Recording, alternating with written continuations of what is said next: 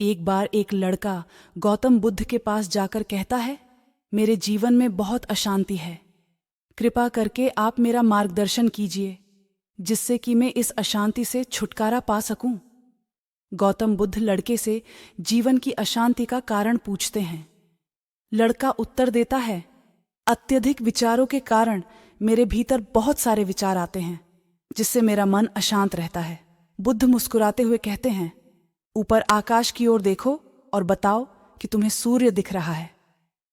लड़का ऊपर देखता है और कहता है, धूप दिख रहा है।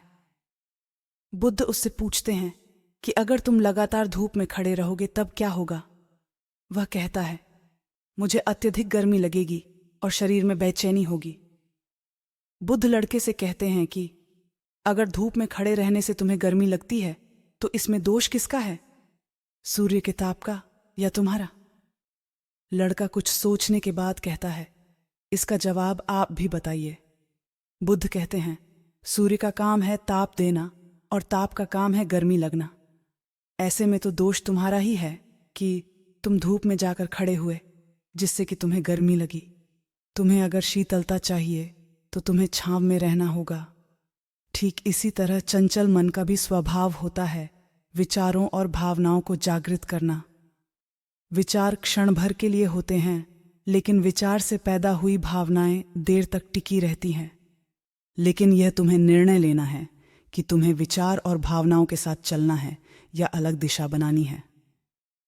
बुद्ध कहते हैं, मन को शांत करने के लिए तन के आयाम पर काम करना सबसे आसान तरीका है। शरीर के स्तर पर हमारी कर्मेंद्रियां और ज्ञानेंद्रियां हैं। कर्मेंद्रियां कर्म और ज्ञानेंद्रियां ध्यान से जुड़ी होती हैं। इससे हम अपनी संवेदनशीलता को बढ़ा सकते हैं, यानी हम जो भी काम करें उसे आनंद के साथ करें। मन के आयाम से हटकर तन के आयाम पर जाने से ही तुम्हारा चित्त शांत होगा। ऐसा करने से तुम मन के आयाम से हटकर शरीर के आयाम पर आ जाओगे, ठीक उसी तरह जैसे तुम धूप से हटकर छांव में आ सकते थे। मन के आयाम से हटने पर तुम्हारी जागरूकता तन पर आ जाएगी। जब तुम तन के आयाम पर काम करोगे तब तुम्हारा चित्त शांत होगा। इसीलिए हर काम को तन के आयाम पर करने से मन स्वतः शांत हो जाता है।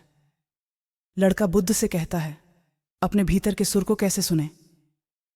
बुद्ध कहते हैं, किसी शांत स्थान पर रहकर जहां शांति हो, तब अपनी आंखें बंद करो और मन के भीतर चल रहे शोर से हटकर भीतर के सुर को सुनने की कोशिश करो। सुर निरंतर चलता रहता है, लेकिन बाहर के शोर के कारण तुम अपने मन के भीतर चल रहे सुर को नहीं सुन पाते हो। जब तुम अपने दोनों कानों को अपने हाथों से बंद कर दोगे तभी मन के सुर को सुन पाओगे। इस तरह तुम मन की अशांति से दूर हो जाओगे और तुम्हारा मन शांत हो जाएगा।